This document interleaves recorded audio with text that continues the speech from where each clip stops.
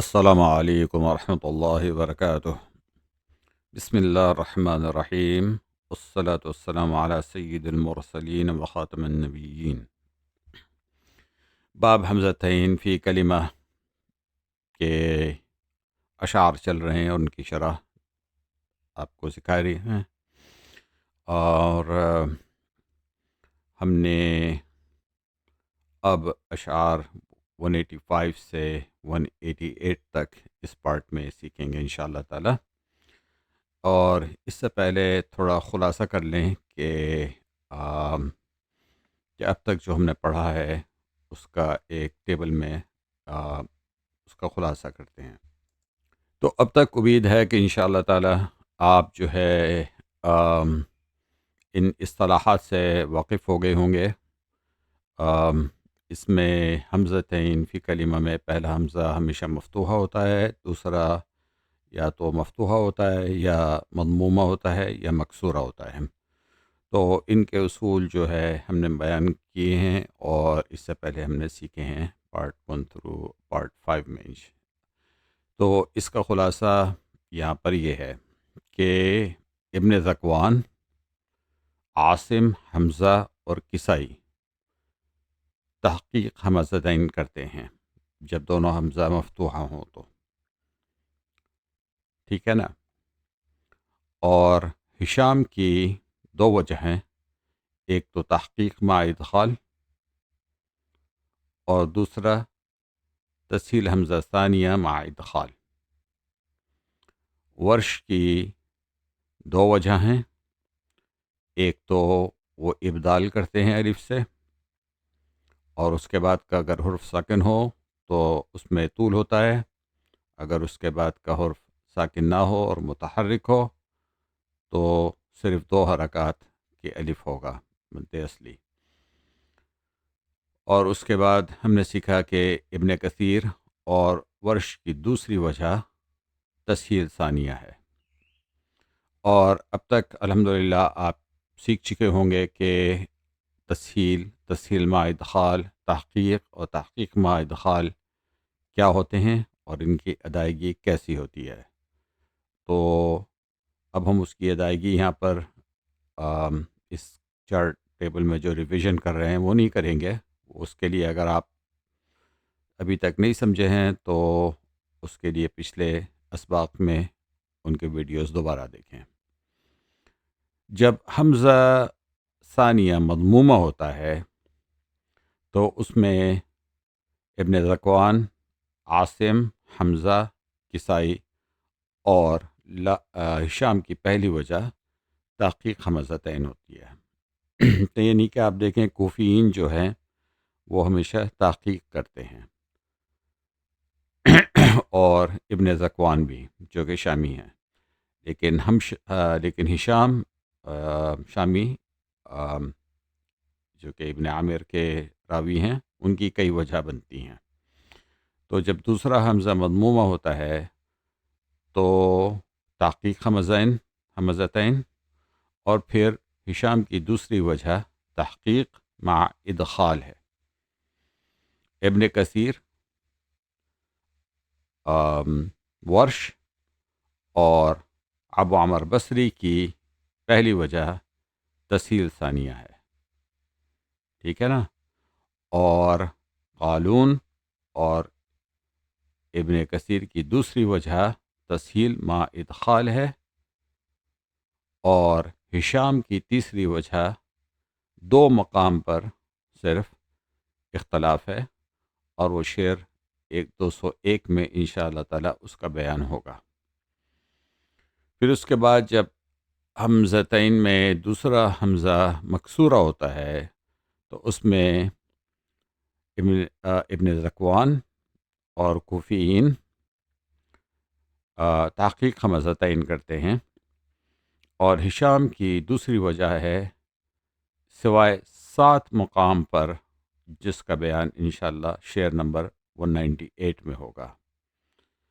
پھر اس کے بعد ہشام کی پہلی وجہ ہے جو کہ تحقیق مع ادخال ہے، اس کا بھی بیان شعر نمبر 198 میں ہوگا، جو یہ 7 مقام کے ذکر کر رہے ہیں۔ اور جب دوسرا حمزہ ثانیہ مکسورہ ہو تو ابن کثیر اور ورش صرف تسہیل کرتے ہیں. اور اس صورت میں قالون اور ابو عمر بصری تسہیل ما ادخال کرتے ہیں جب حمزہ ثانیہ مکسورہ ہو. اور ہشام کی یہاں پر تیسری وجہ ہوتی ہے جو کہ سورہ فصلت میں اس آیت میں ہوتی ہے، قل اِنَّکُمْ لَتَکْفُرُونَ.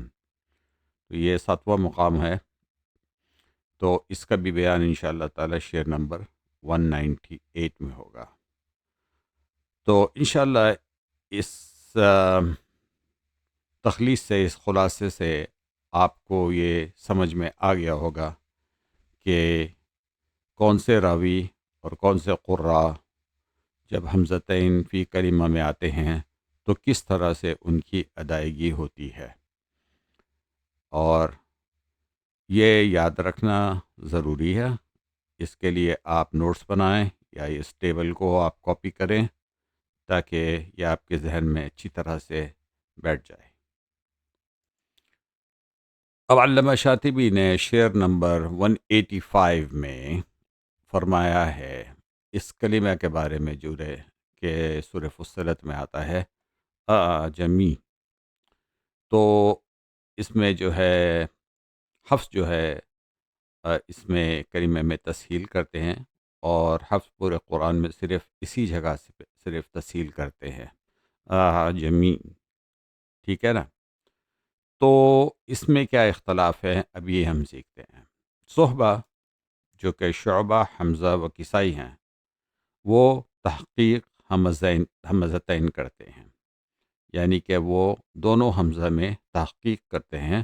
تو وہ اس طرح ادا کرتے ہیں اعجمی اعجمی. ٹھیک ہے نا. اور ہشام جو ہے اسقاط کرتے ہیں حمزۃ الاولیٰ، اسقاط یعنی کہ حذف. اور پھر وہ دوسرے جو حمزہ ہے صرف ایک حمزہ پھر بچ جاتا ہے، چونکہ پہلے حمزہ کو انہوں نے اسقاط کر دیا، تو اس کو وہ تحقیق سے پڑھتے ہیں. تو وہ اس کلمے کو سورہ فصلت کی جو آیت ہے اس میں اعجمی صرف ایک حمزہ سے پڑھتے ہیں اعجمی. اور باقی جو ہے وہ تحقیق الاولیٰ و تسہیل ثانیہ حفظ کی طرح پڑھتے ہیں. اس میں پہلا حمزہ تحقیق ہوتی ہے اور دوسرا حمزہ میں اس کو تسہیل کر دیتے ہیں. اور تسہیل کا مطلب یہ ہے کہ آپ حمزہ کو جو ادا کریں گے پہلا، تو اس کے بعد زبان کو اپنی مخرج سے ہٹائے بغیر اسی حمزہ سے جو پہلا ادا کیا ہے دوسرے حمزہ پر چلے جائیں تو وہ بلینڈ ہو جائے گا. تو اس کی ادائیگی جمی جمی. تو ہم نے دیکھا کہ جس طرح میں ادا کر رہا ہوں کہ اس میں پہلا حمزہ واضح ہے اور تحقیق ہے اس کو کہتے ہیں، اور دوسرے حمزہ پر میں نے پہلے حمزہ کو کہ مخرج سے ہٹے بغیر دوسرے حمزہ پر چلا گیا تو اس میں وہ دوسرا حمزہ مکس ہو گیا. ٹھیک ہے. جمی. اس طرح سے اس کی ادائیگی ہوگی. اب علامہ شاطبی نے شعر نمبر 186 میں فرمایا ہے جو لفظ کلمہ اذہبتم جو کہ سورہ احقاف میں آتا ہے اذہبتم طیباتکم. تو اس میں اس کلمہ میں اب علامہ شاطبی فرما رہے ہیں اس شعر کے دوسرے پارٹ میں کما اندامت. تو کما میں کاف جو ہے ابن عامر کے لیے آیا ہے اور دال ابن کثیر کے لیے آیا ہے. تو وہ ابن کثیر اور ابن عامر اس کلمہ کو اذہبتم پڑھتے ہیں، یعنی کہ ایک حمزہ اس میں داخل کرتے ہیں جس کو حمزہ استفہام کہتے ہیں. تو وہ اذہبتم نہیں پڑھیں گے بلکہ اذہبتم پڑھیں گے. اب ہم دیکھتے ہیں کہ اس کی کس طرح سے ادائیگی ہوگی ابن کثیر اور ابن عامر کے لیے۔ تو اس کلمے میں ابن کثیر اپنے اصول کے مطابق جب دو حمزہ ایک کلمہ میں آتے ہیں تو اس میں وہ تفصیل کرتے ہیں، تو وہ اس کلمے کو اذهبتم طیباتکم، اذهبتم طیباتکم، اذهبتم طیباتکم، وہ تفصیل ثانیہ کرتے ہیں۔ ہشام کی یہاں پر دو وجہ ہیں، ایک تو تسہیل مع ادخال اور تحقیق مع ادخال، اور یہ اصطلاحات ہم سیکھ چکے ہیں پچھلے اسباق میں اور بتا چکے ہیں کہ اس کی ادائیگی کیسے ہوگی۔